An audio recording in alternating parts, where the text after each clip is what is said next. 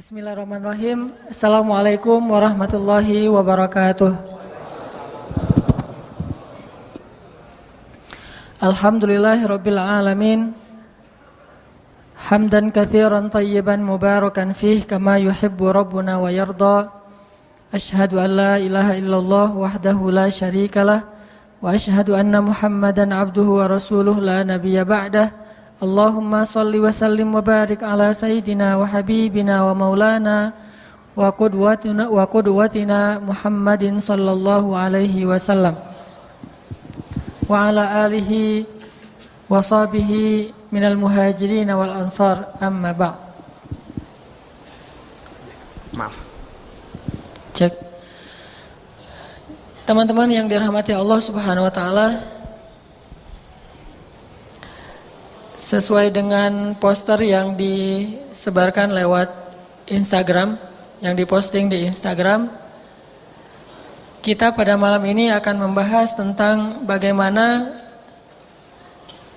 biar tetap semangat dalam ketaatan. Kalau bahasa posternya jangan kendor. Kalau bahasa pesantren istiqomah. Kalau dalam bahasa pesantren, istiqomah. Kenapa materi ini penting? Karena kalau kita pakai analogi kehidupan sehari-hari, sesuatu itu baru ada hasilnya kalau kita lakukan dengan istiqomah, dengan dawam. Apapun itu. Kalau kita pengen bisa sesuatu, pengen expert, pengen ahli dalam satu bidang, itu nggak akan bisa ujuk-ujuk kayak mimpi gitu. Tiba-tiba saya jadi seorang pembalap, tiba-tiba saya jadi seorang atlet, tiba-tiba saya jadi seorang pro gitu, nggak bisa. Atau mungkin kita punya semangat, cuman nggak bertahan lama. Kayak kita pengen jadi pro dalam main musik, jadi gitaris paling keren gitu ya. Semua trik kita keluarin bisa gitu. Yang rock, atau bahkan mungkin main gitarnya tuh yang ekstrim gitu. Yang kadang-kadang gitarnya ditaruh di belakang, jadi main di belakang gitu ya. Saya pernah nonton tuh di YouTube tentang gitaris jalanan yang luar biasa kemampuan gitarnya. Kalau nggak salah di Italia. Itu main gitarnya tuh menurut saya mah kayak orang pakai mistik gitu. Sampai kayaknya berasa di hatinya tuh agak aneh. Jadi mendengar dia main gitar itu kayak disihir. Nah ini jadi jago kayak gitu tuh, main gitarnya tuh udah luar biasa sampai menghayati banget. Kenapa? Karena dia tidak melakukannya dalam waktu sehari dua hari. Mungkin dari sejak dia kecil udah main gitar. Atau orang main organ, main piano gitu sampai bisa sambil loncat-loncat, atau dia nggak ngelihat, lancar banget. Kita mah main lagu Indonesia Raya aja kadang-kadang jadi fals gitu kan ya. Gara-gara nggak ahli. Kok bisa dia seperti itu? Karena dia latihannya dalam waktu yang cukup lama, istiqomah. Begitu juga kalau kita mau ahli di bidang apapun, termasuk baca Al-Quran. Kita ngafal Quran nih, pengen 30 juz. Lagi semangat, soalnya baru ketemu dengan seorang hafiz kayak kemarin Syekh Mahmud yang hafal Al-Quran sejak usia 14 tahun. Semangat pengen ngafal Quran kayak beliau.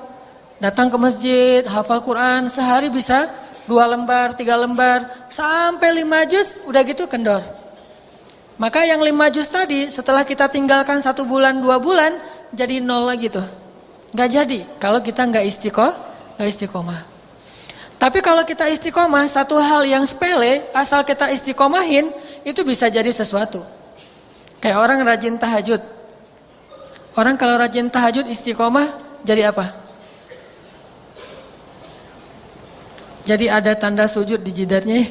Wah itu rajin istiqomah sujud tuh. Cuman bisa juga sih, nggak harus kayak gitu-gitu amat, nggak harus setahun 2 tahun sujud. Ya udah kita pakai cara instan aja. Ketika kita sujud kita gosok-gosok gitu. Mungkin akan ada juga. Pas orang lihat, pas kita ketemu orang kita mah gini aja. Nunjukin kalau kita tuh ahli sujud. Kenapa lo gitu-gitu aja? Enggak sih, gatal di sini nih. Kamu nggak ngomong apa-apa? Apa emangnya? Kamu nggak ngeliat di sini nih? Akhirnya ujung-ujungnya terus terang gitu, pengen dipuji karena dia ahli sujud. Tapi tetap tidak akan sempurna seperti orang yang istiqomah. Mau pakai cara pintas, instan, yang gimana pun juga nggak akan pernah sama dengan hasil orang yang istiqomah. Makanya sampai Nabi SAW mengatakan sesungguhnya amal yang paling disukai Allah itu apa? Amal yang istiqomah walaupun cuma sedikit. Amal yang paling disukai Allah itu istiqomah walaupun cuma sedikit. Dan istiqomah ini punya banyak keajaiban. Selain memang akan menghasilkan sesuatu, istiqomah itu Allah berkahi.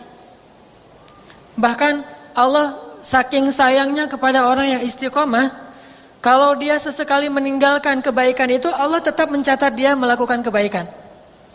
Contoh teman-teman misalnya rajin tadi sholat berjamaah di masjid. Istiqomah nih sholat berjamaah di masjid.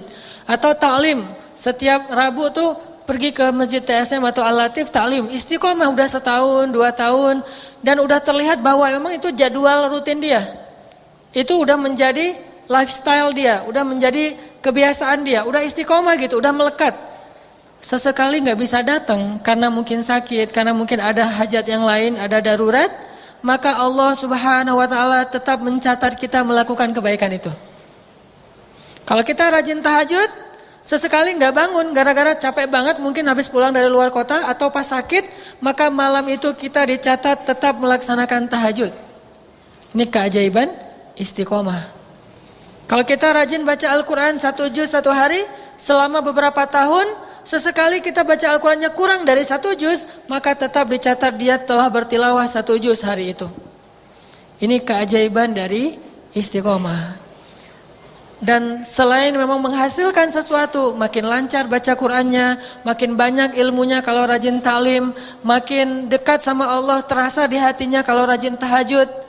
Begitu juga dalam kehidupan kita sehari-hari. Kalau kita ngelakuin sesuatu walaupun sepele, kalau istiqomah terus menerus, pasti bisa.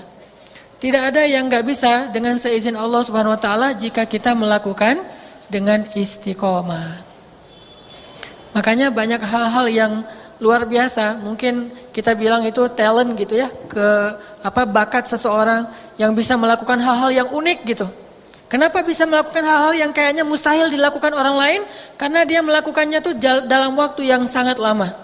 Anak motor misalnya, kok bisa dia jumping atau sampai freestyle motornya, orang bola pakai freestyle kayak Neymar misalnya, kok bisa? Karena dia melakukannya dalam waktu yang lama. Bahkan kalau kita baca tentang kisah-kisah hidupnya para pemain bola kayak legend tuh misalnya sebutlah Maradona atau mungkin dulu ada Pele segala macam, itu mereka bisa seperti itu setelah sekian lama. Bahkan kadang di antara mereka ada yang sejak kecil udah jadi pemain bola gitu. Dari kayak Lionel Messi dari sejak usia 4 tahun itu udah masuk klub. Artinya mereka tidak sehari 2 hari untuk menjadi sesuatu. Begitu juga dalam agama. Ketika kita pengen jadi seorang yang soleh, solehnya itu tingkat sahabat atau tingkat tabi'in, itu bukan perjalanan sehari 2 hari. Mungkin itu adalah perjalanan seumur hidup kita.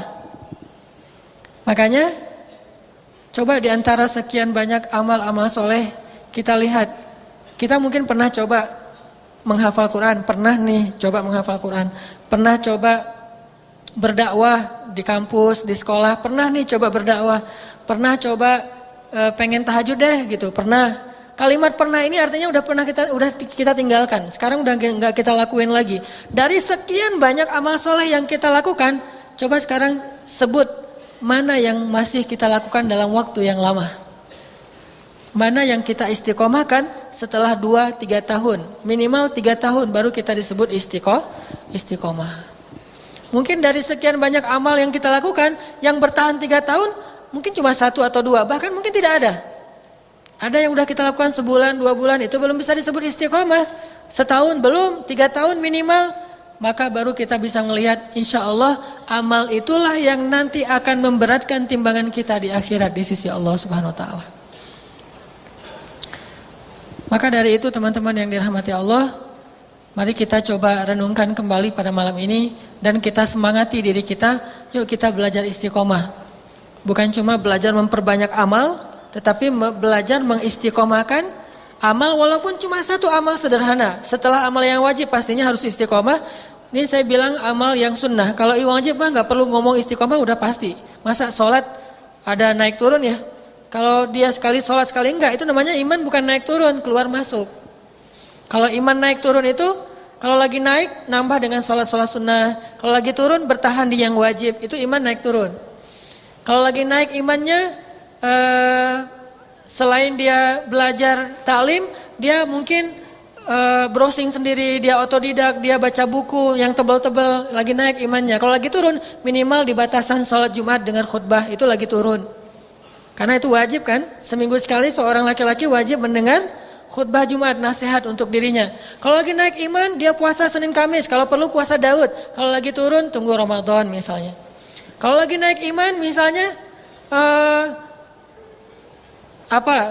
ibadah-ibadah, sebutlah tilawah Al-Quran 1 juz. Kalau lagi turun, dengerin MP3 tilawah Al-Quran. Intinya tidak kurang dari yang wajib. Makanya yang wajib itu nggak perlu dibahas tentang bab istiqomah. Istiqomah itu yang sunnah-sunnah. Begitu juga istiqomah dalam mencari jodoh. Harus istiqomah. Dan itu kayaknya fardu ain. Kalau yang tadi mungkin sunnah ya. Kalau ini fardu ain. Ditolak, cari lagi. Ditolak, cari lagi aja terus. Atau ditolak, datang lagi. Ditolak, datang lagi. Sampai dia ngelihat wajah kita itu jadi kayak horor gitu. Di blok nomor kita ganti nomor. Wah, pantang menyerah ya. Semangat 45. Nomornya di blok, gak bisa telepon lagi. Ganti nomor. Pura-pura SMS nyasar lah, apalah. Wah, terus aja berusaha. Semaksimal yang kita bisa. Baru tertutup pintunya kalau dia sudah diakadkan dengan orang lain, saya terima nikahnya, berarti pupus harapannya. Kalau belum itu maka nggak ada menyerah, istiqomah, dan saya yakin pasti berhasil. Coba targetkan seorang cewek yang kayaknya nih levelnya level selebriti. Kayaknya bukan saya banget, tapi kan nggak masalah kan, banyak tuh postingan di Instagram seorang kakek nikah sama gadis yang cantik itu kan ya. Kayak mustahil gitu. Tapi si kakek itu bisa kayak gitu karena dia istiqomah. Seumur hidup dia ngejar cewek yang dia sukai, ternyata setelah usianya 60 tahun baru dapat. Kan istiqomah kan? Cari aja pokoknya yang paling tinggi standarnya. Setelah itu fastaqim, kemudian istiqomahlah. Saya yakin insya Allah akan ada hasil. Kalaupun gak hasil seperti yang persis kayak gitu, tapi ya agak-agak mirip-mirip gitulah. Insya Allah gak akan jauh dari yang kita targetkan. Istiqomah aja, sama kayak analogi orang nabung. Nabung sehari mungkin cuma Rp1.000, 1 koin gitu. Tapi kalau istiqomah selama 2 tahun, 3 tahun, kan menghasilkan sesuatu. Bisa beli sesuatu yang berharga. Karena memang dia istiqomah. Daripada orang nabung 200.000, udah gitu berhentinya setahun. Ya udah 200.000 aja. Dibandingkan orang yang 1.000 selama 1 tahun. Berapa tuh? 360 ribuan. Ketimbang orang yang nabung 10.000, setelah sebulan hilang gitu. Jadinya berapa? Cuma 300.000. Masih mending yang istiqomah 1.000. Enggak memberatkan tapi ada hasil. Ini udah ngeberatin enggak ada hasil. Begitu kaidah atau sunnatullah dalam kehidupan kita. Makanya coba kita muhasabah malam ini sekalian memotivasi diri. Amal kita itu yang banyak, alhamdulillah sekarang udah mulai nambah amal-amal soleh. Mana sih yang kita istiqomahin di antara amal-amal yang sunnah? Karena dengan amal itulah nanti kita akan dibangkitkan. Faman ya'mal mithqala dzarratin khairan yarah. Barang siapa yang beramal, ya'mal itu dalam bentuk kalau bahasa Arab fi'lul mudhari. Kalau bahasa Inggrisnya tuh present continuous tense. Yang terus menerus. Faman ya'mal, artinya mudhari itu dilakukan secara terus menerus. Misqala dzarrah, walaupun cuma sekecil zarrah. Artinya ada amalan sepele banget, tetapi di sisi Allah nilainya besar. Kenapa? Karena ya'mal, terus menerus dilakukan. Sepele gitu, cari amalan yang sepele yang paling mudah, tapi kita istiqomahin. Contoh misalnya salam, assalamualaikum, ketemu orang, assalamualaikum. Setiap ketemu orang itu ngasih salam. Cuman kalau di teks kadang-kadang bikin orang agak-agak berat ya. Assalamualaikum warahmatullahi wabarakatuh. Panjang gitu. Orang lagi nyetir kan susah jawabnya Waalaikumsalam warahmatullahi wabarakatuh. Akhirnya WRWB gitu kan. Atau ASS misalnya. Atau kalau yang lebih tepat sebetulnya jangan ASS atau WRWB. Tulis saja salam. Salam itu kata-kata Nabi Ibrahim dan malaikat ketika bertemu. Ada di Al-Quran. Qalu salaman, qala salamun gitu ya. Malaikat bilang salam, Nabi Ibrahim bilang salam. Artinya kita punya amal istiqomah itu salam. Ketemu orang assalamualaikum, ketemu orang assalamualaikum. Asal dia muslim assalamualaikum. Kalau ketemu cewek assalamualaikum juga tapi nadanya beda. Assalamualaikum. Ya. Beda dikit gitu. Ada modus. Kenapa kamu salamin saya? Saya mah lagi belajar istiqomah salam. Jadi terus jalan atau dia udah punya istri ketemu orang assalamualaikum. Kenapa kamu salamin dia? Kan saya lagi istiqomah. Semuanya disalamin. Kalau perlu broadcastnya assalamualaikum dikirim ke 300 orang assalamualaikum supaya dibalas dengan 300 kebaikan. Kayak kan saya pernah cerita ada seorang sahabat disalamin sama Nabi. Assalamualaikum kata Nabi. Waalaikumsalam. Terus Nabi karena nggak dengar jawaban assalamualaikum warahmatullahi. Waalaikumsalam warahmatullahi. Nabi ulangi lagi assalamualaikum warahmatullahi wabarakatuh. Waalaikumsalam warahmatullahi wabarakatuh. Nabi karena nggak dengar jawaban pulang, dikejar sama dia. Ya Rasul kenapa pulang? Saya nggak dengar jawaban. Saya kira nggak ada orang. Kata dia saya menjawab balasan salammu ya Rasul. Kenapa saya nggak dengar? Karena saya pelankan suara supaya engkau mengulang lagi salam. Mengulang lagi. Saya berharap semakin banyak engkau mengulang salam, semakin banyak kebaikan untuk saya. Lihat cerdasnya sahabat. Jadi kalau ada seorang laki-laki yang soleh, misalnya ustadz atau siapa, datang ke rumah kita, assalamualaikum gitu. Waalaikumsalam. Jangan dijawab jelas-jelas. Atau kalau ngirimnya pakai WA gitu, assalamualaikum, kita jawabnya titik-titik-titik gitu. Kenapa jawabnya titik-titik-titik? Biar ustadznya ngebales lagi. Soalnya saya jawab ustadz, cuma nggak ditulis. Waalaikumsalam ustadz, cuma nggak ditulis. Tulisannya titik-titik-titik. Atau read doang gitu. Sampai orangnya agak-agak penasaran gitu. Kenapa ada masalah apa ya saya dengan dia? Diulangi lagi assalamualaikum. Jawabannya emoticon senyum gitu. Atau big hug. Oh, bahaya itu. Intinya adalah istiqomahin satu amalan yang sepele aja. Salam, senyum. Senyum itu kan kata Nabi, la tahqiranna minal ma'rufi syai'a. Walau antalqa akhaka biwajhin taliq. Janganlah kalian meremehkan amalan walaupun sekecil apapun. Meski hanya dengan bertemu saudaramu dengan wajah yang berseri-seri. Itu amalan loh. Hadis riwayat Muslim. Artinya sekedar berwajah yang berseri-seri doang, tersenyum ketika ketemu seseorang. Itu kalau kita jaga, itu amalan yang sesuatu. Itu benar-benar bisa menjadi pemberat timbangan kita. Cuma senyum aja ketemu seseorang. Ketemu orang, hey gimana, assalamualaikum. Seru orangnya tuh, wah asik gitu ya. Bukan orangnya karena memang ngelihat, wah nih kayaknya nih kurang nyunah nih. Diam-diam aja gitu. Setiap ngelihat orang, wah ini kurang soleh. Wah ini kayaknya orangnya baru taubat. Ah ini mah anak baru di hijrah mah. Saya mah udah lama, hijrah udah 10 tahun. Alhamdulillah dia mah anak baru. Jadi kita bully aja. Enggak, setiap ketemu orang, senyum.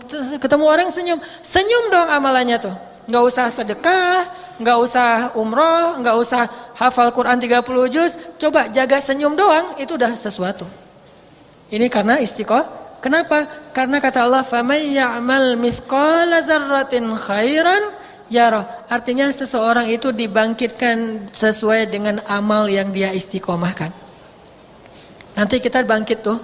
Kan kata Allah di ayat yang di surat yang sama, yauma idzi yasdurun nasu ashtatan.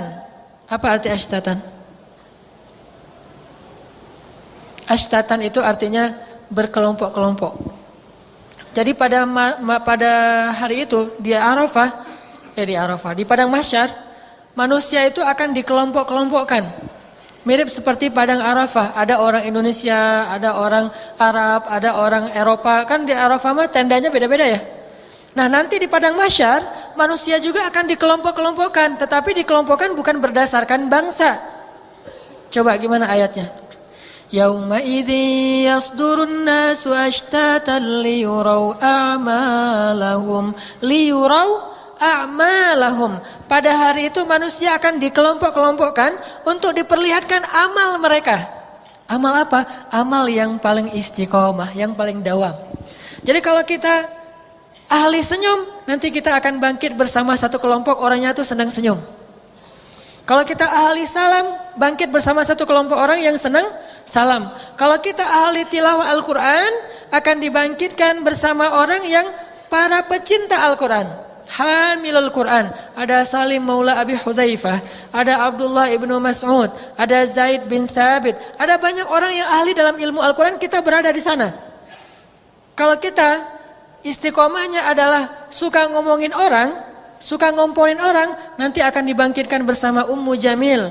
Tabbat yada Abi Lahab wa tab. Nanti ada ayat wa imra'atuhu hammalatal hatab. Hammalah itu artinya senangnya itu ngomporin orang. Sehingga nanti bangkitnya bersama hammalatal hatab, seperti Ummu Jamil, istrinya Abu Lahab. Kalau kita durhaka sama suami, nanti bangkitnya bersama istri Nabi. Begitu bangkit, lihat sebelah, siapa ini teh? Saya mah istri Nabi. Wah, Masya Allah. Nabi siapa? Nabi Lut. Wah, bahaya. Ternyata istri Nabi Lut. Dan apa kerjaan istri Nabi Lut? Ya gitu deh. Kerjaannya itu menghubung-hubungkan orang. Menghubungkan antara, dia ada cowok keren nih, siapa yang mau, itu kerjaan dia. Begitu datang malaikat, kalau nggak salah 3 orang malaikat datang kepada Nabi Lut dengan wujud laki-laki yang sempurna, istri Nabi Lut langsung broadcast. Ada cowok keren lah di rumah saya, ayo kalian kalau pengen lihat ini harganya spesial. Datang tuh cowok-cowok banyak ngelihat mana cowok-cowok keren. Pas ngelihat, wah keren banget tuh, langsung dilelang sama istri Nabi Lut. Berapa? 1 juta. Ini mah spesial, nggak ada di negeri kita. Jarang banget ada di Italia. Di Italia aja kalah, orang Italia aja kalah. Bayangin Del Piero gitu, orang pemain-pemain bola yang keren Italia, itu kalah sama malaikat yang turun dari langit. Sampai saking kerennya malaikat bisa dibilang itu seperti perempuan. Kayak artis Korea gitu deh. Cowok tapi mirip-mirip cewek gitu kan, saking kerennya gitu kan ya. Sampai Nabi Lut mengatakan sesungguhnya mereka adalah putri-putri saya. Dan mereka percaya kalau itu perempuan. Saking bening. Nah artinya kalau dia seorang istri yang durhaka kepada suami, pas bangkit kenalan dengan siapa? Saya mah istri Nabi. Nabi yang mana? Nabi Nuh. Nah ini kan sama aja dengan istri Nabi Lut. Kenalan lagi, kamu siapa? Saya ayah Nabi. Ayah Nabi yang mana? Ayah Nabi Ibrahim. Azar. Kenapa kerjaannya adalah menyuruh orang untuk menyembah berhala. Dia memfitnah manusia dengan aliran sesat. Jadi kerjanya tuh bikin aliran-aliran sesat. Ada juga yang bangkit, kenalan sama laki-laki yang keren banget. Siapa kamu? Saya Yahya alaihissalam. Oh, kok saya bisa masuk ke golongan Yahya alaihissalam?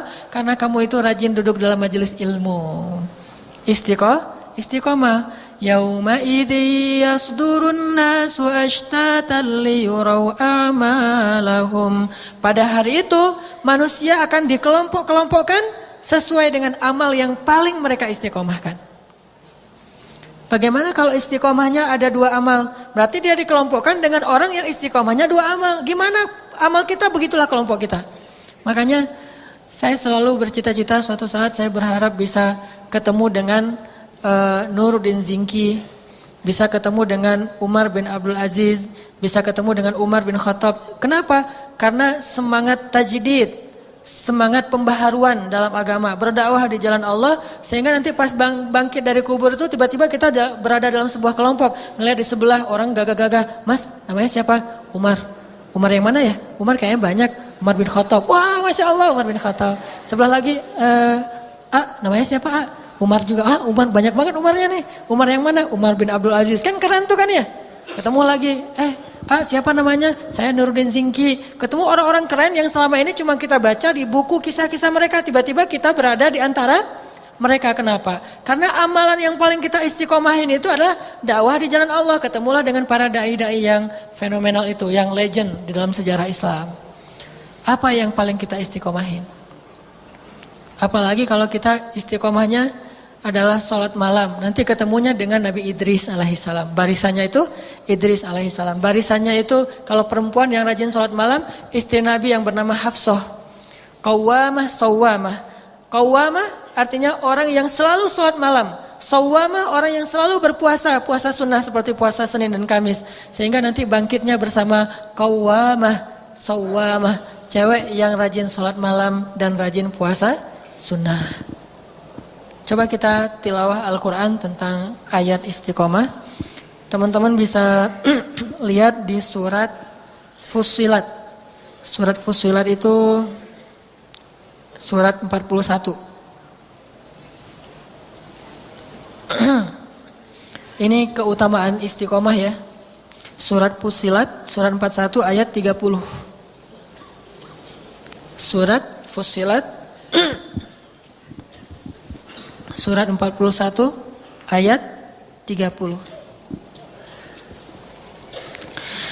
A'udzu billahi minasy syaithanir rajim. Mangga.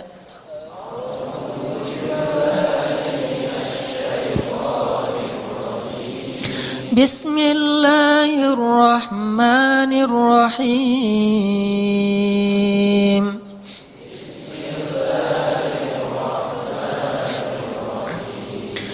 Innal ladzina qalu rabbuna Allah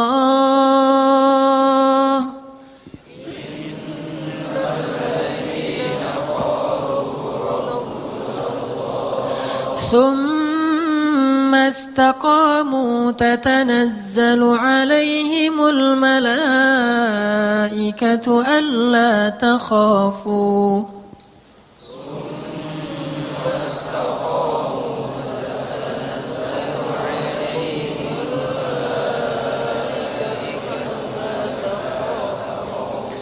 ألا تخافوا ولا تحزنوا وأبشروا بالجنة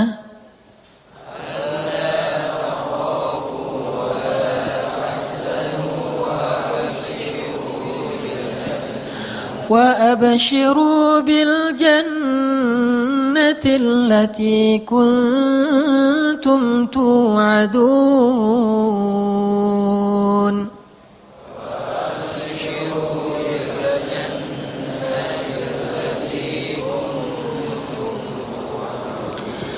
نحن أولياؤكم في الحياة الدنيا وفي الآخرة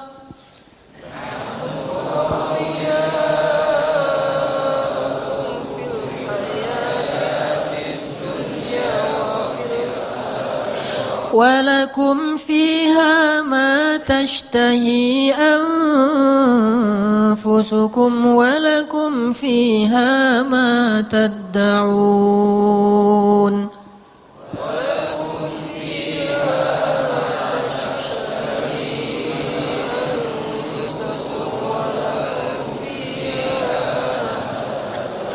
نزلا من غفور رحيم.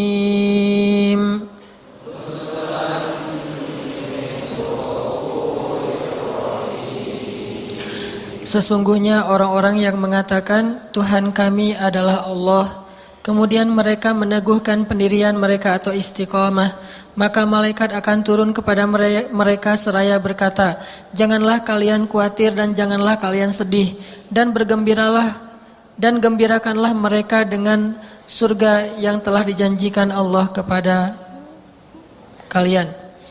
Kamilah pelindung-pelindungmu dalam kehidupan dunia dan akhirat. Di dalamnya kalian memperoleh apa yang kalian inginkan dan memperoleh pula di dalamnya apa yang kalian minta. Sebagai hidangan bagi kalian dari Tuhan yang Maha Pengampun lagi Maha Penyayang. Shadaqallahul Azim. Ini ayat janji Allah kepada orang yang istiqomah. Sesungguhnya orang yang mengatakan Rabbunallah atau orang yang mengatakan asyhadu alla ilaha illallah wa asyhadu anna Muhammadar Rasulullah, kemudian dia istiqomah. Kayak kita orang yang bertaubat kemudian kita istiqomah. Istiqomah menjaga taubat kita, tidak balik lagi kepada dosa-dosa lama, kepada masa-masa jahiliyah. Jangankan balik melakukan, mengingatnya pun kita malu. Ini berarti orang Istiqomah. Kalau kita istiqomah bertaubat, maka taubat kita itu disebut taubatan nasuha, taubat yang murni, taubat yang sebenar-benarnya. Kenapa? Karena istiqomah. Begitu teman ngajak jalan lagi ke tempat-tempat yang kayak gituan, kita bisa nolak. Begitu teman ada yang minum, kita nggak ikut minum. Kita cuma naktirin doang.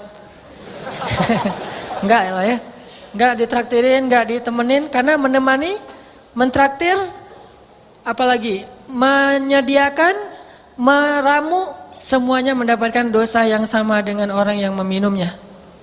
Orang yang minum sama orang yang mentraktir, orang yang mengajak, orang yang nemenin, orang yang membuat, orang yang menyediakan mendapatkan dosa yang sama dengan orang yang meminumnya. Sehingga kita nggak mau melakukan itu lagi. Terus masalah cewek atau cowok, masalah pacaran lah ya. Masalah pacaran juga kita coba hijrah beneran dari pacaran menuju ke pernikahan atau menuju ke penantian yang lebih halal gitu. Menanti dengan sabar. Nggak mau terpancing lagi. Walaupun ada yang ternyata kita mengelok Instagram kita, tapi ada yang banyak request.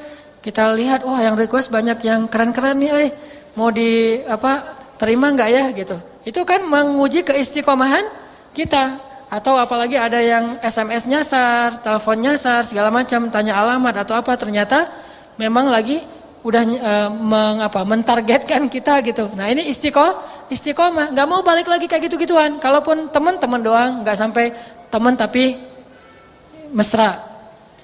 Teman sih cuman curhat panjang lebar, teman sih tapi jalan kemana-mana bareng.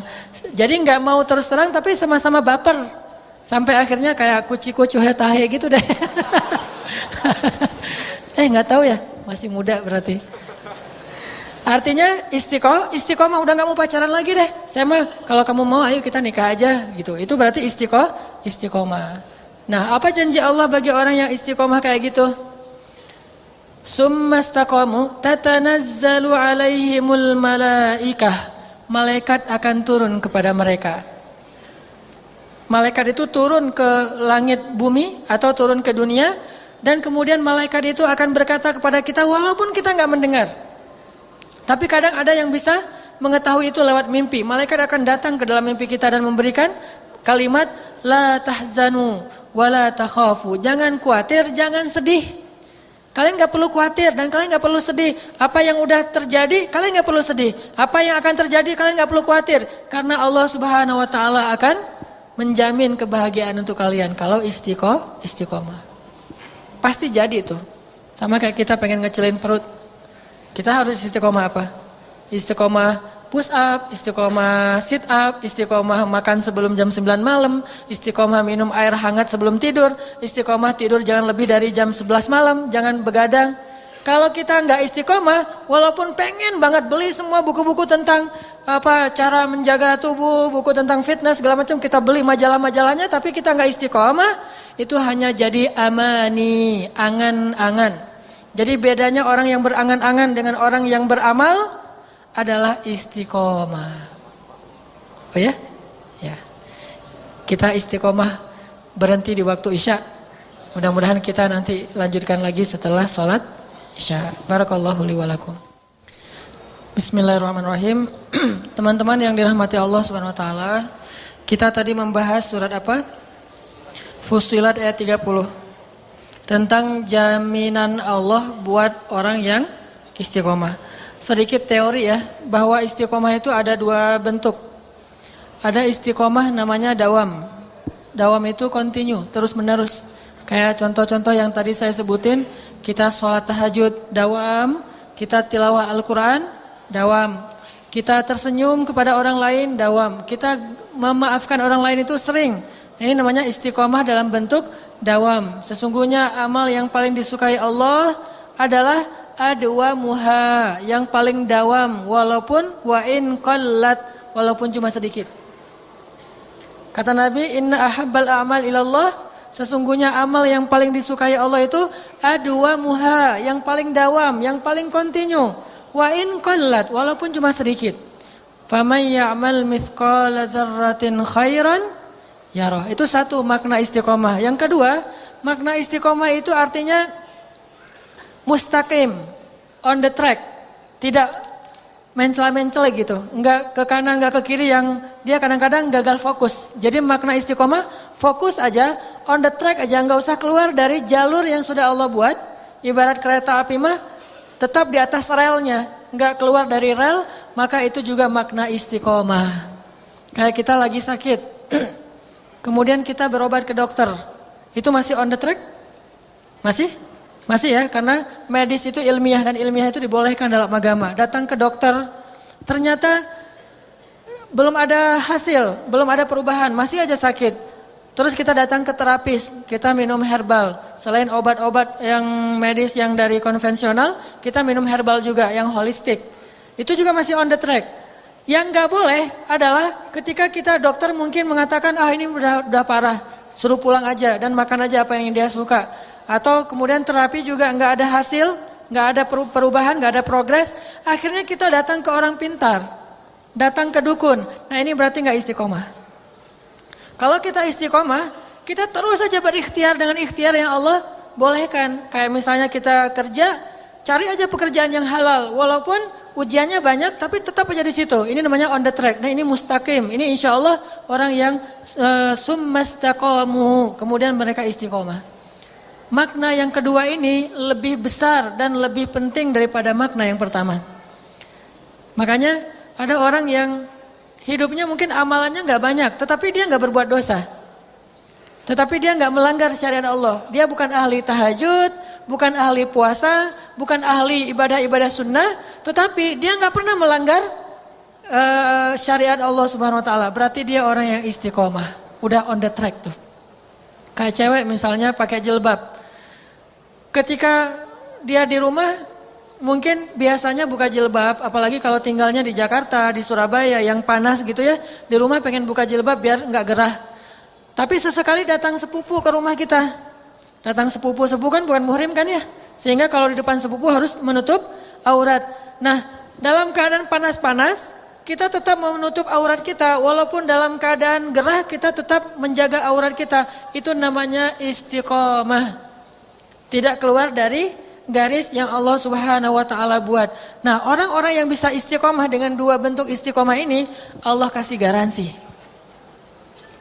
Allah kasih garansi, Allah kasih jaminan, Allah kasih janji. Apa janji Allah? Pasti dia akan sukses. Kata Allah, gak usah khawatir dengan janji Allah. Alla takhafu wa la tahzanu, nahnu awliyaukum fil hayatid dunya wa fil akhirah.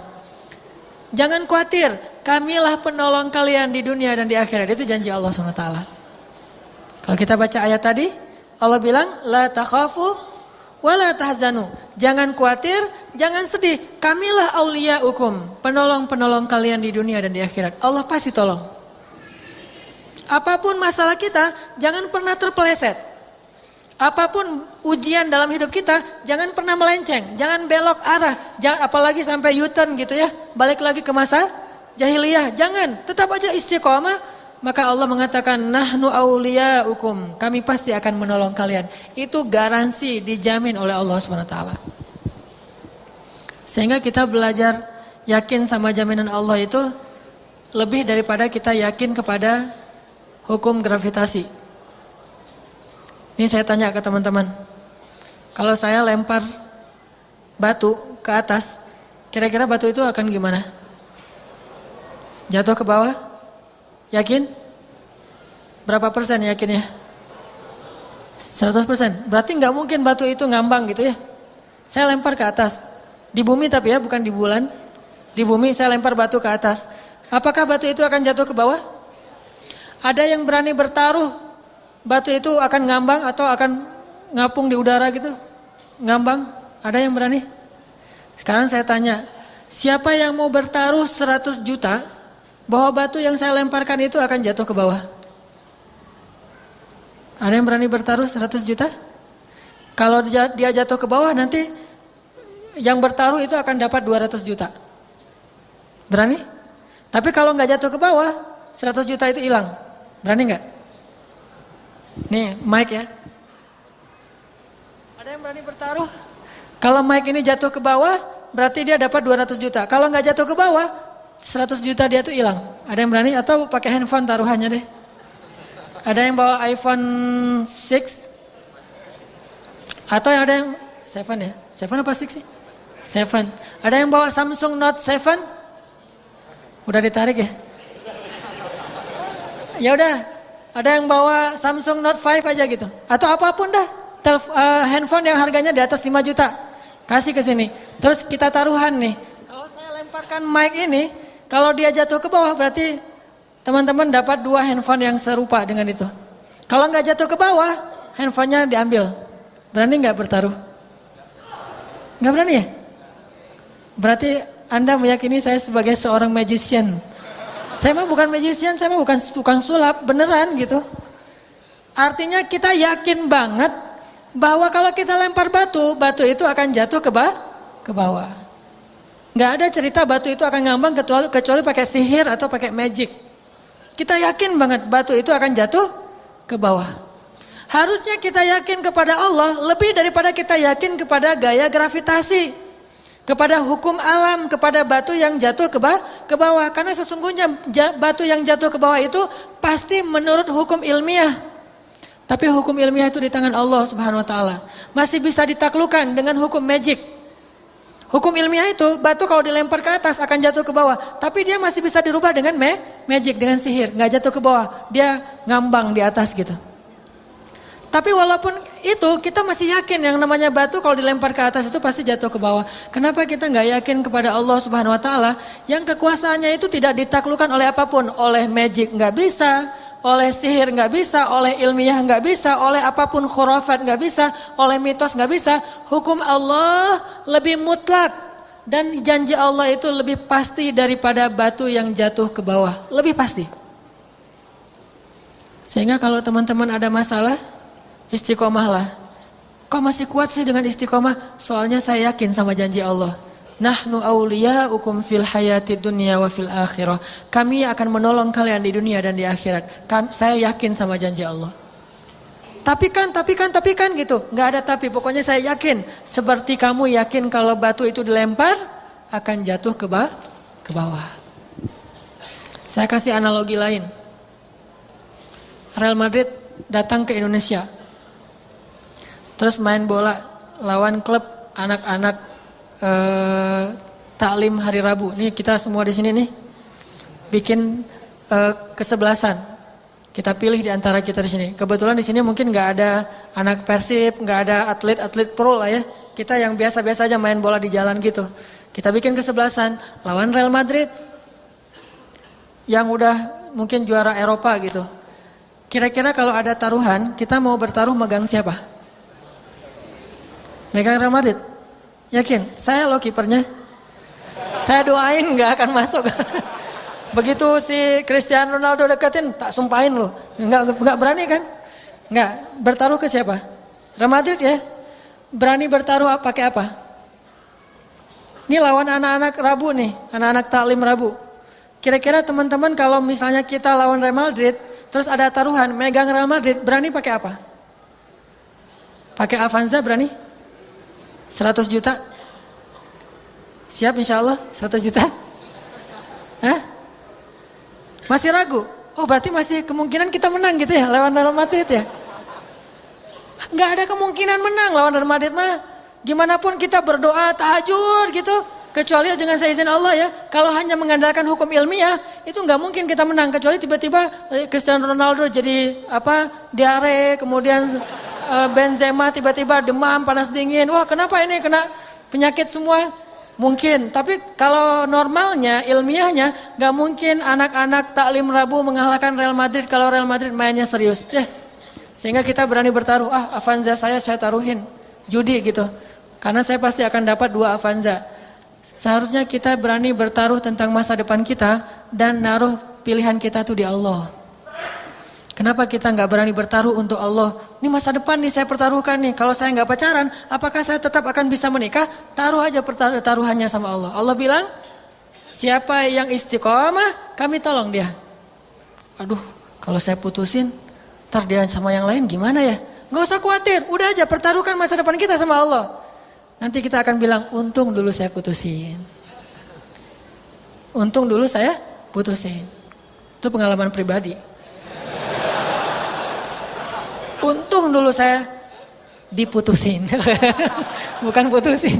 Untung saya dulu diputusin. Kalau nggak diputusin saya mungkin nggak ketemu dengan istri saya yang sekarang yang bidadari saya banget. Untung saya dulu diputusin. Sehingga saya ketemu dengan bidadari. Cie. Hashtagnya cie.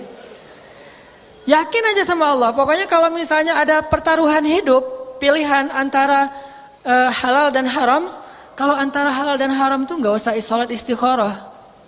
Sholat istikharah itu berlaku hanya untuk yang halal dan halal. Tapi kita bingung mana yang terbaik. Kalau yang satu halal yang satu haram, ntar dulu saya istikharah dulu nih. Yang pilih yang halal apa yang haram? Nggak perlu itu mah. Kalau halal haram udah aja pilih yang halal. Antara benar dan salah pilih yang benar. Nggak perlu istikharah. Ntar dulu ya saya mau tanya ke ustadz dulu.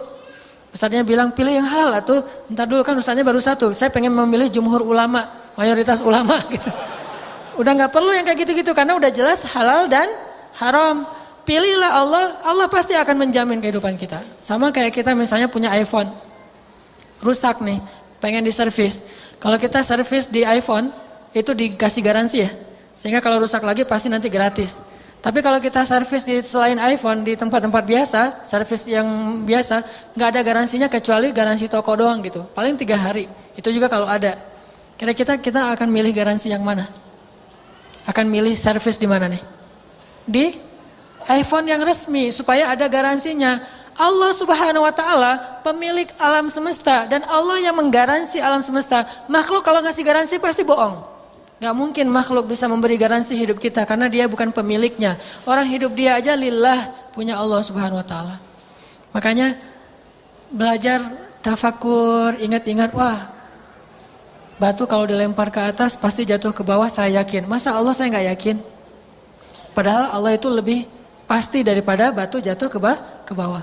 Real Madrid kalau lawan satu klub biasa, saya pegang Real Madrid. Masa saya gak pegang Allah tentang taruhan hidup saya? Karena Allah itu punya track record yang jauh lebih keren daripada Real Madrid. Kenapa kita pegang Real Madrid? Karena dia selama ini kita lihat track recordnya itu selalu menang ya.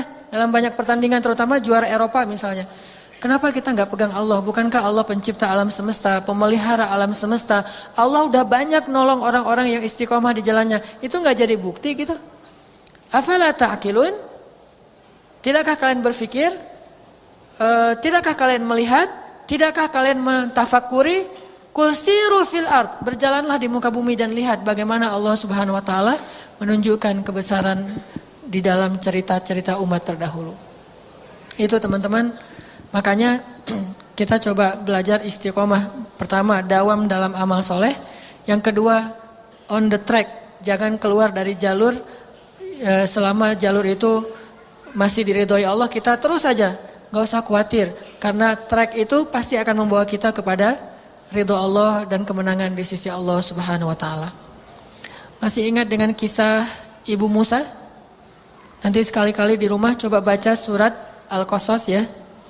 Di surat Al-Qasas itu ada kisah bagaimana Allah menolong Ibu Musa ketika Ibu Musa mengikuti cara Allah. Jadi ceritanya kan Musa itu lahir di Mesir pada tahun ketika nggak boleh melahirkan anak laki-laki dari Bani Israel. Jadi kalau anak laki-laki lahir itu akan dibunuh sama Firaun. Kakaknya Musa, Harun, lahir di tahun yang boleh lahir anak laki-laki. Jadi selang-seling, setahun boleh, setahun nggak boleh. Harun lahir di tahun yang boleh lahir anak laki-laki. Jadi dia nggak diapa-apain, selamat. Giliran Musa, ujiannya kalau bahasa kita mungkin nasibnya adalah dia lahir di tahun gak boleh melahirkan anak laki-laki. Itu apesnya Musa. Sehingga akhirnya ibunya karena melahirkan anak laki-laki khawatir terhadap keselamatan anak laki-laki. Langsung dibawa lari. Tinggallah di pesisir Sungai Nil. Lari dari perkampungan Yahudi. Karena perkampungan Yahudi udah semuanya ketahuan kalau ada yang hamil dan mau melahirkan. Akhirnya dia lari ke pesisir Sungai Nil. Tiba-tiba suatu malam dia bermimpi. Allah bilang dalam mimpinya kasih ilham. Hanyutkan putramu ke Sungai Nil. Jangan khawatir, nanti kami akan mengembalikannya kepadamu. Itu janji Allah. Pertama malam mimpi masih ragu gitu. Ini benar gak ya ilham? Jangan-jangan ini bisikan setan. Datang ke ulama Yahudi, ulama Bani Israel. saya mimpi kayak gini, kata ulamanya, benar itu mimpi ilham dari Allah, hanyutkan putramu ke sungai Nil. Tapi seorang ibu kan susah. Perasaan ibu kan dalam, luar biasa, cintanya paling besar. Sehingga masih mikir, malam kedua mimpi lagi tuh. Hanyutkan putramu ke sungai Nil. Malam ketiga mimpi lagi. Setelah makin mantap, akhirnya ibu Musa bikin keranjang gitu. Bikin keranjang, terus Musa ditaruh di dalamnya, ditutup, dihanyutkan ke sungai Nil tapi diikat pakai tali. Tes dulu gitu. Trial dan error gitu ya. Jadi trial dulu, dihanyutkan, ditarik lagi, masuk air nggak ya? Oh ternyata nggak masuk air. Hanyutin lagi, ditarik lagi. Oh ternyata nggak masuk air. Akhirnya dihanyutkan, udah dilepas talinya. Begitu dihanyutkan, sungai Nil itu kan panjang banget ya, melintasi dua negara, Mesir dan Sudan, dua negara. Ketika dihanyutkan, ibu Musa langsung merasa kehilangan. Aduh putraku, kekasihku, jantung hatiku udah hilang di bawah arus. Bayangin kita kadang-kadang berpisah dengan anak kita, sehari aja tuh udah kangennya minta ampun. Saya, maaf yang belum punya anak. Saya kalau lagi umroh tuh ya, baru berangkat ke Jakarta mau naik pesawat, itu di jalan di tol itu udah kangen, udah telepon. Kata anak, Babang kenapa telepon? Kangen sama Aisyah, kangen sama Maryam gitu. Terus satu hari di Mekah udah telepon fit call gitu. Terus minta foto yang lagi tidur, karena foto anak lagi tidur itu polos banget, bikin baper banget kan. Dia lagi tidur dengan wajah polosnya. Wah pengen kangen pulang. Padahal kita tahu 10 hari lagi kita akan ketemu dengan mereka. Tapi kangennya luar biasa. Gimana kalau perpisahannya itu nggak tahu kapan akan bertemu lagi. Kan itu berat. Berpisah untuk ketemu lagi aja berat. Apalagi berpisah nggak tahu akan ketemu kayak gimana. Kecuali karena iman. Dilepaskanlah Musa hanyut di sungai Nil. Untuk menghindari Firaun. Qadarullah, takdir Allah ternyata setelah hanyut di sungai Nil itu malah masuk ke selokan yang mengarah ke tempat pemandian keluarga Firaun. Menghindar dari Firaun, malah Allah datangkan kepada Firaun. Coba skenario Allah, Allah tuh cerdas. Hakimun, maha bijaksana. Dan Allah itu wa makaru wa makarallahu wallahu khairul makirin. Mereka merencanakan rencana jahat, Allah juga punya rencana dan rencana Allah yang paling baik. Terserah mereka orang-orang musuh itu mau rencanain apa. Akhirnya didatangkan Musa hanyut masuk selokan mengarah ke pemandian keluarga Firaun.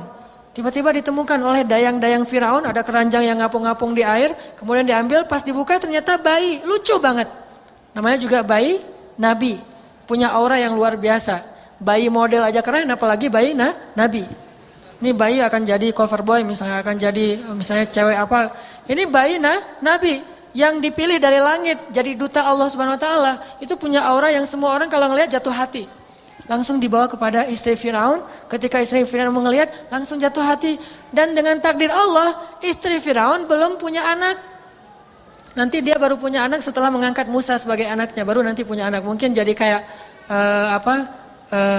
dipancing gitu. Nah, karena istri Firaun gak punya anak, dia pengen banget punya anak laki-laki. Begitu dapat bayi Musa, langsung didekap, dibawa kepada Firaun. Kata istri Firaun, qurratu ainin li walak. Ini anak ini menyejukkan hati saya dan hati kamu. Kata Firaun, laki la liya. Dia menyejukkan hati kamu, hati saya enggak, kata Firaun. Dan Firaun itu by the way bukan orang bodoh ya. Dia itu raja dan dia tahu bahwa ini anak Bani Israel yang sengaja dihanyutkan supaya tidak dibunuh. Dia tahu banget. Makanya akhirnya Firaun mengatakan, akan saya bunuh anak ini. Kata istrinya, jangan kita nggak punya anak. Minimal kamu tahan dulu sampai saya puas dengan anak ini. Sampai dia besar. Kata Firaun, ya sudah kita tunggu aja waktunya. Pokoknya saya akan bunuh dia. Tinggallah Musa di dalam istana Firaun, dilindungi oleh Asia. Baru hari pertama tinggal di sana, Musa nangis karena pengen susu. Akhirnya raja mengumumkan sebuah sayembara, bikin audisi menyusui bayi raja. Dan gak tahu kalau itu bayi yang pungutan, dikira itu bayi Firaun anak raja. Siapa yang bisa menyusui bayi raja akan dikasih hadiah yang sangat banyak dan dapat kedudukan di sisi raja. Mulailah ibu-ibu yang ada di Mesir pada daftar ikut audisi menyusui. Wah daftar, ada ratusan orang daftar. Pengen nyusui Musa, bayangin cara Allah memperlakukan hambanya. Yang tadi mungkin nyusuinya aja diam-diam, sekarang orang mendaftar untuk nyusui dia. Kalau kita istiqomah, Allah akan datangkan banyak orang untuk menolong kita. Kalau kita istiqomah, orang akan ngantri untuk membantu kita. Orang akan meminta, tolong saya aja yang mau bantu kamu, saya aja yang mau bekerja sama dengan kamu, saya aja pengen ngasih manfaat buat kita. Kalau kita istiqomah, Allah akan datangkan orang untuk memberi manfaat kepada kita. Bahkan ngantri, kalau perlu dia daftar, kalau perlu dia bayar untuk bisa nolong kita. Kalau kita istiqomah. Akhirnya ibu-ibu pada ngantri. Ternyata ibu Musa juga ngutus tetehnya Musa. Musa kan punya AA, punya teteh ya. AA-nya Musa siapa? Harun. Itu AA-nya Musa. Tetehnya nggak disebutkan namanya. Nah tetehnya Musa ini mengikuti perkembangan tentang adiknya. Udah sampai di mana? Ternyata pas adiknya masuk ke istana, dia kaget banget. Gimana nih nasib adik saya? Pasti akan dibunuh. Dia intip-intip berita di pasar. Ternyata dia dengar berita lagi ada audisi ibu menyusui. Langsung dia daftar. Saya juga mau daftar. Tapi dia di antrian paling belakang. Begitu satu demi satu ibu-ibu datang mendekat Musa. Musa nangis, kejar-kejar gitu. Kejar-kejar apa? Bahasa Sundanya teh? Wah, kejang-kejang gitu kan ya. Nangis pokoknya nggak mau aja disusuin. Datang ibu yang kedua nggak mau, datang ibu yang ketiga. Wah, ini ibu kayak gini mas saya nggak mau nyusui sama dia. Terus aja. Musa nggak mau menyusui sampai ada puluhan mungkin ratusan ibu-ibu menyusui. Musa nggak mau satupun. Sampai giliran terakhir itu tetehnya Musa. Begitu datang orang-orang kerajaan bingung. Ini anak ABG tapi mau menyusui. Kamu ngapain ke sini? Saya pengen daftar juga. Kamu nggak bisa menyusui untuk apa bayi itu? Enggak, saya bukan mau menyusui, mau menawarkan seorang ibu susu yang baik. Akhirnya dia datang kepada Asia, istri Firaun bilang, maukah kalian aku tunjukkan seorang ibu yang bisa menyusuinya dan mendidik dia dengan baik? Kata Asia karena udah gak ada pilihan, ya sudah datangkan ibu itu ke sini. Kalau dia bisa, saya kasih hadiah besar. Datanglah ibu Musa, dibawa sama tetehnya. Bu, adik udah ketemu di mana? Di istana Firaun. Hah? Gitu. Kan ini kayak di sinetron gitu kan? Gitu kan, lama sinetron kita mah suka bengong gitu kan ya? Bengong dulu ada beberapa detik gitu bengong kalau di sinetron teh. Wah, di istana Firaun, diapain? Enggak, lagi mau nunggu ibu susu dan tidak ada yang mau disusui oleh Musa. Makanya ibu datang, mudah-mudahan ibu bisa menyusui adik. Datang ibu Musa, datang Asia nanya, ibu dari mana? Dari Garut. Wah, jauh ya perjalanannya. Gimana keadaannya di sana? Alhamdulillah, sekarang bantuannya banyak, alhamdulillah ya. Dari pemuda hijrah, ya barakallah ya teman-teman pemuda hijrah, kampanye dikit lah, iklan. Balik lagi, tadi sampai di mana? Sampai Garut ya. Nah, udah gitu ditanya sama Asia, ibu dari mana? Dari negeri, sesuatu negeri gitu. Udah dibawalah Musa, didekap oleh ibu Musa sambil menangis, disusui, mau ternyata, gimana gak mau ibunya sendiri kan? Begitu bisa disusui, Asia langsung jatuh hati kepada ibu Musa dan memperlakukan keluarga Musa seperti keluarga istana. Langsung dikasih hadiah emas yang sangat banyak. Kata Asia, wah ibu, bawalah keluargamu semuanya tinggallah di istana. Mudah-mudahan ibu bisa menyusui anak saya dan mendidik anak saya. Dia nggak tahu kalau itu ibunya sendiri. Sehingga sejak saat itu Musa, tetehnya Musa, AA-nya Musa, abahnya Musa, maknya Musa, semuanya tinggal di istana. Coba bayangin. Sekarang saya mau tanya, bayangin kalau ibu Musa nggak istiqomah, nggak mau ngikutin track yang Allah buat, maka mungkin Musa seumur hidupnya dalam keadaan buronan. Ya kalau nggak ketemu, gimana kalau ketemu? Akhirnya dibunuh. Tapi karena ibu Musa itu mengikuti track yang Allah buat, mengikuti cara Allah, walaupun cara itu terlihat di awalnya itu ngeri gitu, nggak masuk akal. Tapi nggak usah khawatir, itu hanya awalnya. Karena endingnya Allah jamin nahnu auliyaukum, kami pelindung kalian, nggak usah khawatir. Banyak dari kehidupan kita tuh kayak gitu. Di awalnya kalau kita ikut cara Allah, aduh kayaknya susah penghasilannya cuma sedikit. Sedangkan yang syubhat itu penghasilannya besar. Itu emang kelihatannya awal kayak gitu. Tapi yakinlah endingnya, nanti closingnya pasti akan nahnu auliyaukum, kamilah yang akan menolong kalian. Sehingga istaqim kata Nabi. Innal ladzina qalu rabbunallah summa istaqamu. Orang-orang yang mengatakan Rabb kami adalah Allah, kemudian dia istiqomah di jalan Allah, nahnu auliyaukum fil hayatid dunya wa fil akhirah. Itu yang kita baca di dalam surat Al-Qasas. Sama kayak cerita yang saya berkali-kali omongin, cerita Siti Hajar. Itu gara-gara istiqomah. Maka teman-teman, mudah-mudahan kita bisa istiqomah di jalan Allah Subhanahu wa taala. Kalau kita sebagai anak muda istiqomah dalam ketaatan, istiqomah untuk menjaga diri dari dosa. Kalau kita sebagai seorang pekerja istiqomah mencari rezeki yang halal. Kalau kita sebagai seorang perempuan istiqomah menutup aurat. Kalau kita sebagai seorang anak istiqomah berbakti sama orang tua, gimana pun kita mungkin bete sama orang tua kita. Kadang-kadang orang tua mungkin perangainya macam-macam, apalagi yang udah lanjut usia, istiqomah aja tetap berbuat baik kepada orang tua. Istiqomah tersenyum, istiqomah memaafkan. Siapapun yang istiqomah, janji Allah Subhanahu wa taala adalah pertolongan dan kemenangan. Itu yang kita ingat, pasti itu. Gak mungkin meleset. Mudah-mudahan ini bermanfaat. Marilah kita tutup dengan sama-sama berdoa kepada Allah Subhanahu wa taala. Salah satu di antara doa istiqomah itu adalah ya muqallibal qulub tsabbit qalbi ala dinik. Ya musarrifal qulub sarrif qalbi ila ta'atik. Rabbana la tuzigh qulubana ba'da idh hadaitana. A'udzu billahi minasy syaithanir rajim. Bismillahirrahmanirrahim. Alhamdulillahi hamdan katsiran tayyiban mubarakan fih. Ya Rabbana lakal hamdu kama yanbaghi li jalali wajhikal karim. Li jalali wajhikal karim wa 'azimi sultanik. Allahumma salli wa sallim wa barik ala sayyidina Muhammad wa ala alihi wa sahbihi ajma'in. Ya muqallibal qulub, ya muqallibal qulub, ya muqallibal qulub, tsabbit qulubana ala dinik. Ya musarrifal qulub sarrif qulubana ila ta'atik. Rabbana la tuzigh qulubana ba'da idh hadaytana. Rabbana la tuzigh qulubana ba'da idh hadaytana. Rabbana la tuzigh qulubana ba'da idh hadaytana. Wa hab lana min ladunka rahmah innaka antal wahhab. ربنا اجعلنا مقيم الصلاة ومن ذرياتنا ربنا وتقبل دعاء.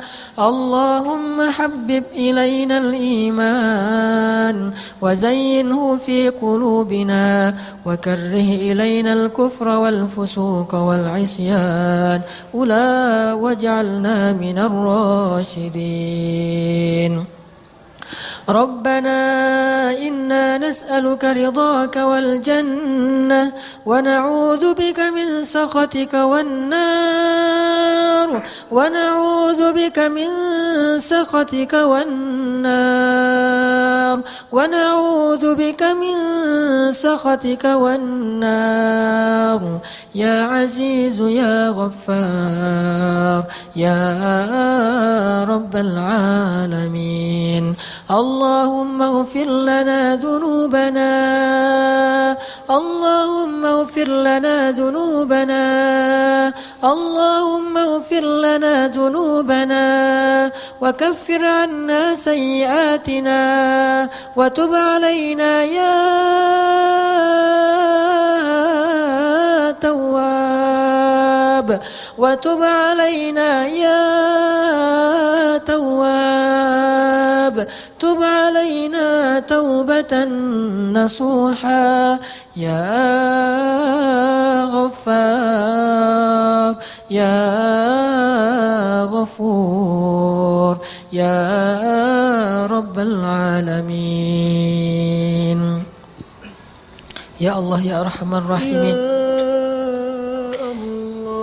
Wahai Tuhan pencipta alam semesta, wahai Allah yang telah mempergilirkan malam dan siang, yang telah menetapkan matahari yang terbit di timur dan terbenam di barat, yang telah menjadikan semua itu terjadi setiap hari secara terus-menerus. Semua yang ada di langit dan di bumi bertasbih kepadamu, dalam sunnah dan sistem yang telah Engkau tetapkan ya Allah. Kami tidak pernah melihat matahari terbit di barat dan terbenam di timur kecuali kiamat ya Allah. Kami yakin semuanya bertasbih dan mengikuti cara-cara yang telah Engkau tetapkan bagi mereka ya Allah. Maka kami memohon kepadamu ya Allah, tundukkanlah hati kami agar kami seperti mentari yang selalu mengikuti jalur yang telah Engkau buat ya Allah, yang selalu terbit di timur dan terbenam di barat. Apapun kondisinya ya Allah, baik di musim dingin maupun musim panas, selalu terbit di timur dan terbenam di barat. Jadikanlah hati kami seperti matahari. Jadikanlah kehidupan kami mengikuti syariat-Mu ya Allah, sebagaimana alam semesta mengikuti sistem yang telah Engkau jadikan ya Allah. Jadikanlah kehidupan kami berada di dalam sunnah-Mu ya Allah, tidak keluar dari sunnah-sunnah-Mu ya Allah. Ya Arhamar Rahimin, Engkaulah yang menggenggam hati hamba-hamba-Mu ya Allah. Kami tidak berdaya untuk membolak-balikan hati kami sendiri ya Allah. Engkaulah yang membolak-balikannya zatal yamini wa zatal shimal, ke kanan dan ke kiri ya Allah. Engkaulah yang menjadikan hati ini cinta kepada kebenaran dan benci kepada kekufuran. Engkau yang berkuasa atasnya ya Allah. Ya muqallibal qulub, tetapkanlah hati kami dalam agama-Mu ya Allah. Condongkanlah hati kami kepada kebaikan-kebaikan di sisi-Mu ya Allah. Kuatkanlah keimanan di dalam hati kami untuk selalu yakin kepada janji-janji-Mu ya Allah. Apapun yang terjadi dalam hidup kami ya Allah, jadikanlah kami selalu yakin kepada janji-Mu ya Allah. Karena hanya dengan berpegang teguh kepada janji-Mu, kami menjadi kuat ya Allah. Sesungguhnya Engkau berfirman di dalam Al-Quran, Ya ayyuhalladzina amanu attaqullaha haqqa tuqatih wa la tamutunna illa wa antum muslimun wa'tasimu bihablillah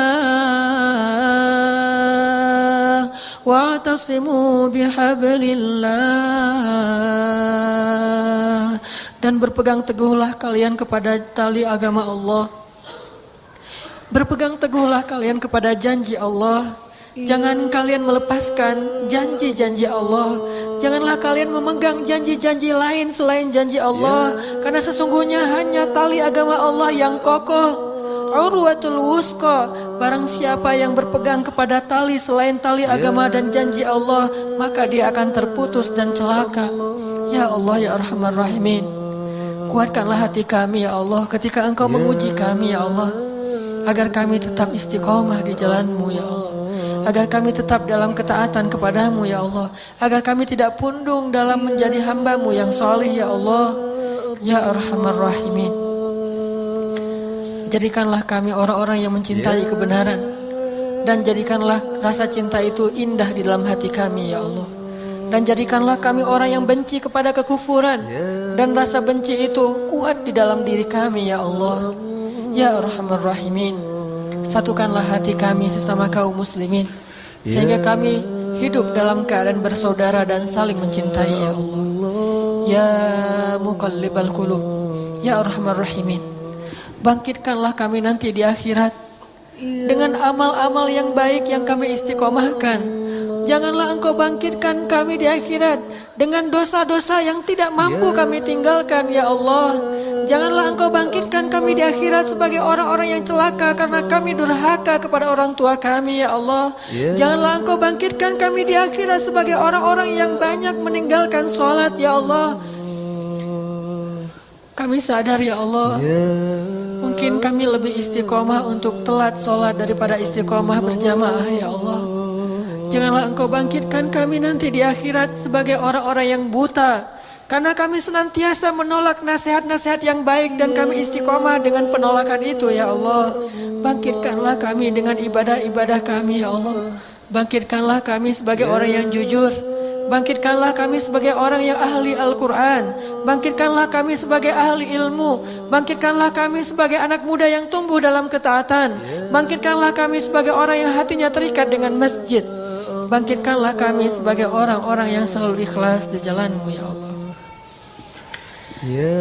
Kadang kami menjadi lemah, ketika ada seseorang yang berbuat salah kepada kami, sehingga membuat kami berpikir kembali untuk melakukan kebaikan baginya. Istiqomahkanlah kami ya Allah.